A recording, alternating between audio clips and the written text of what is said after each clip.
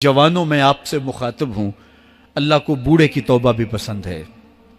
अल्लाह को हर एक शख्स की तौबा पसंद है, लेकिन ये बात जहन में रखो कि मेरे अल्लाह को जवान की तौबा बहुत ज़्यादा पसंद है। मेरे और आपके आका मौला ने फरमाया आना हबीबुल्लाह, मैं अल्लाह का हबीब हूँ। कितना बड़ा एजाज़ है जो मेरे हुजूर का है।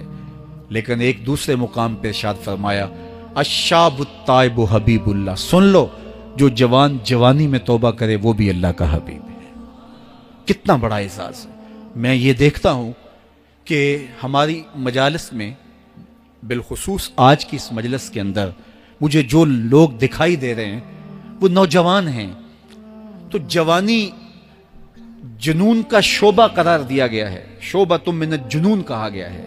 लेकिन वो जवान जिसने अपनी जवानी अल्लाह की याद में गुजारी, अल्लाह के जिक्र में गुजारी। जवानों, इबादत की लज्जत भी जवानी में है।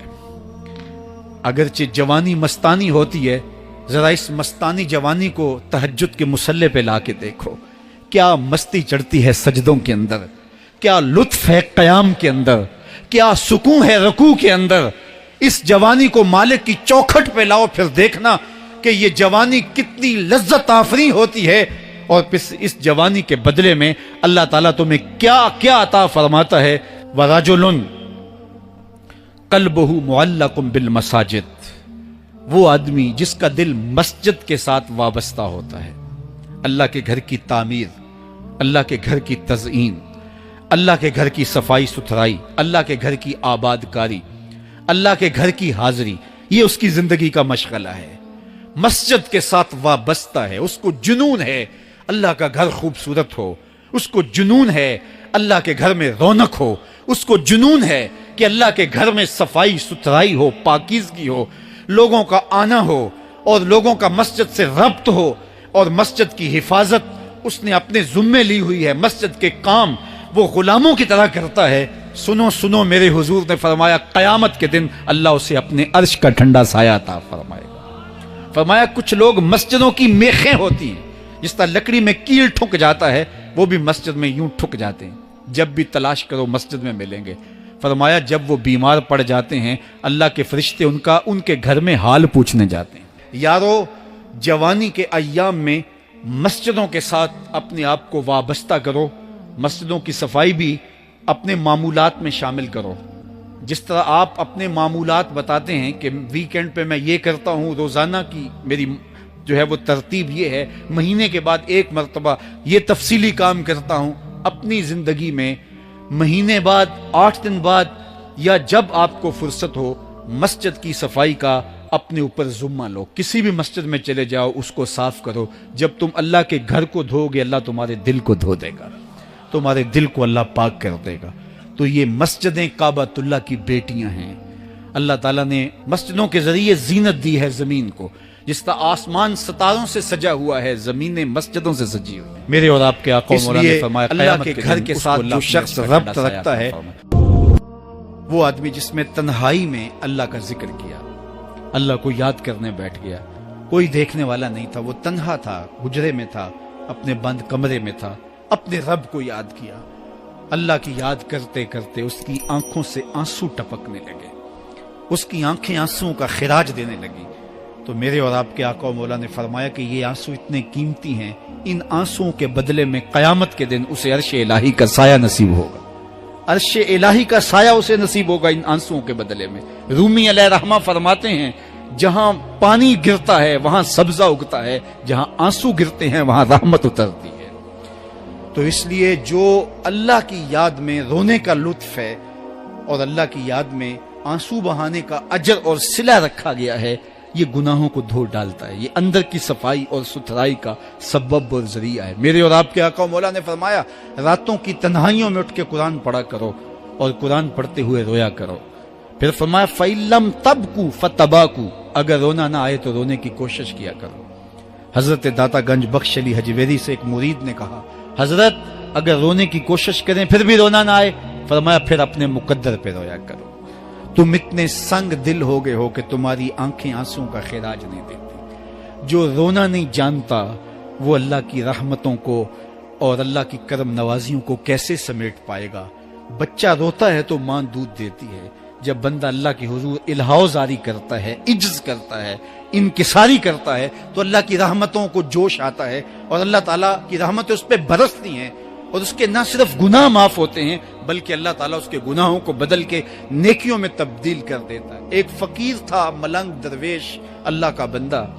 اس کی عادت یہ تھی کہ اپنے ڈیرے پہ آنے والوں کو کھلاتا، ان کو پلاتا، ان کی ضروریات کا خیال رکھتا، لیکن کو مالی آسودگیاں نہیں تھی. ہوتا یہ تھا کہ بعض اوقات لوگ آتے تو ادھار لے کر کے وہ لوگوں کو کھلا دیتا. خیر، چونکہ فقیر کا مزاج یہ ہوتا ہے کہ لوگ آئیں اس کے ڈیرے سے کھائیں. بابا بلے شاہ نے بھی کہا تھا نا، اٹ کھڑک کے دکڑ بجے تتا ہووے چلا، آن فقیر کھا جاون راضی ہووے بلا. یہ فقیروں کا مزاج ہے. تو جو بھی آتا اس کے ڈیرے سے کھاتا اور وہ ادھار اٹھا کے لوگوں کی ضروریات کو پورا کرتے رہتے. وقت آخر آ گیا، جن لوگوں نے ادھار دیا تھا وہ سارے تقاضا کرنے آ گئے. اب بابا جی کو کیا فکر لاحق ہے کہ یہ میرے مہمان اور میں ان کو کچھ پیش کرنے کی صلاحیت نہیں رکھتا. ایک بچہ تھا، وہ کچھ سامان بیچ رہا تھا، پتیسا بیچ رہا تھا یا کوئی اور چیز بیچ رہا تھا. اس نے گلی سے گزرتے ہوئے آواز لگائی، خادم کو کہے سے بلا کے لاؤ. کہا تم بیچ رہے ہو تو میرے مہمانوں کو کھلا دو. بچہ بڑا خوش ہوا کہ میں سارا دن گلیوں میں گھوم کے یہ پتیسا بیچنا تھا، اب یہ ایک جگہ ہی سارا فروخت ہو گیا تو یہ تو موج لگ گئی، میں جلدی گھر چلا جاؤں گا، میری ماں خوش ہوگی. تو سارا ان مہمانوں کو کھلا دیا گیا اور اس کے بعد کہا بابا جی پیسے. کہا تم بیٹھ جاؤ، جب ان کو ملیں گے تو تجھے بھی مل جائیں گے. وہ بیٹھ گیا، 2 4 10 منٹ بیٹھا تو بچہ تھا، پھر کھڑا ہو گیا، بابا جی پیسے. کہا جب ان کو ملیں گے تو تجھے بھی مل جائیں گے. پھر آدھا گھنٹہ گزرا تو پھر اس نے کہا بابا جی پیسے، میری ماں میرا انتظار کر رہی ہے، ہمارے گھر کا چولہا اسی سے جلتا ہے، میں یہ پیسے لے کر جاؤں گا اور میری ماں کوئی ہنڈیا خریدے گی اور ہم شام کا گھر کا کوئی سلسلہ کریں گے. کہا بیٹا جب ان کو ملے گا تو تجھے بھی مل جائے گا. بچے نے رونا شروع کر دیا. یتیم بچہ تھا، اس کا سارا آسرا یہی تھا. اس نے رونا شروع کر دیا. جب بچہ رویا اللہ کی رحمت کو جوش آیا. کوئی مرید نذرانہ لے کے ان بزرگوں کے پاس آ گیا اور اشرفیوں کی بھری ہوئی تھیلی پیش کی. وہ اتنے پیسے تھے کہ اس بچے کو بھی دیے، جتنے لوگ آئے تھے سب کا قرض چکایا. کہا جاؤ گھروں کو. تو سب نے کہا بابا جی ہم صبح سے بیٹھے ہوئے تھے تو یہ نذرانہ دینے والا صبح سے نہیں آیا تو اب کیسے آ گیا؟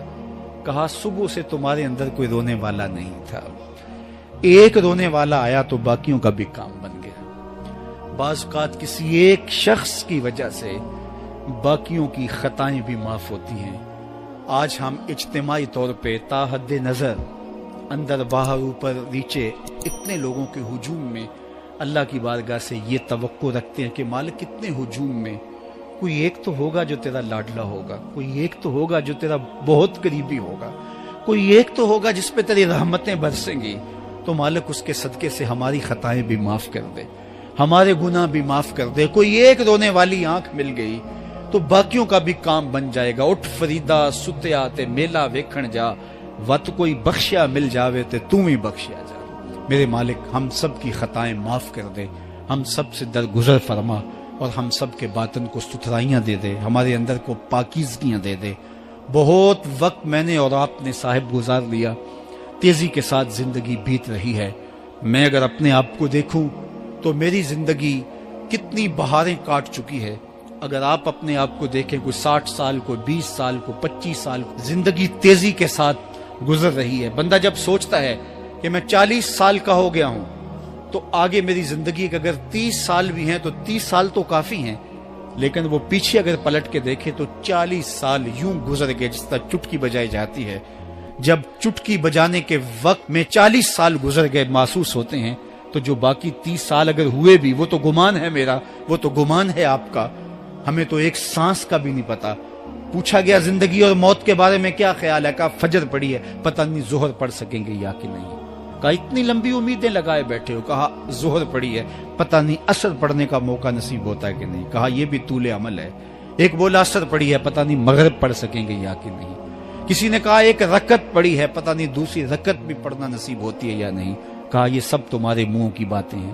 میں تو کہتا ہوں ایک طرف سلام پھیرا ہے، پتہ نہیں دوسری طرف سلام بھی پھیر سکیں گے یا کہ نہیں. کیا موت اتنی قریب نہیں ہے؟ ہم نے اپنی آنکھوں کے سامنے لوگوں کو جدا ہوتے یوں نہیں دیکھا ہے. ہم کہتے ہیں اس کی خبر سنا رہے ہو موت کی، یہ تو میں نے ابھی سبزی والی دکان پہ دیکھا تھا. لیکن جب موت آتی ہے تو ایک لمحے کا تقدم اور تاخر نہیں ہوتا. تو صاحب آئیے اپنی زندگی کو اللہ اور اس کے رسول کی راہوں پہ ڈالیں. آج وقت ہے، آج موقع ہے، آج توبہ کا دروازہ کھلا ہے. کل سب کچھ نہیں ہوگا. آج اس کی رحمتیں آواز دے رہی ہیں. آج وقت ہے، وقت پر کافی ہے ایک قطرہ بھی آب خوش ہنگام کا. جل گیا جب کھیت برسا می تو پھر کس کام کا. اب آئیے سنیے، اس کائنات کے اندر ہمیں وہ خواتین ملیں گی جو پردے کے پیچھے تھی، لیکن پردے کے سامنے ماں نہیں آئی، عبد القادر جیلانی آئے. ماں پردے کے پیچھے تھی، پردے کے سامنے فرید الدین گنج شکر آئے. ماں پردے کے پیچھے تھی، مہر و ماں نے بھی آنچل نہیں دیکھا، لیکن پردے کے سامنے کربلا میں حسین ابن علی آئے. تو یہ پردے کے سامنے آئے، وہ پردے کے پیچھے تھی. تو جب مائیں پردے کے پیچھے ہوں تو پھر بیٹے جو ہیں وہ پردے کے سامنے آ کے وہ نقش ثبت کرتے ہیں کہ جو لوگوں کے زندگی کے نقوش کو جو ہے وہ اجال دیتے ہیں اور تقدیر بدل دیتے ہیں. تو اس لیے ماؤں کی ذمہ داریاں گھر سنبھالنا ہے.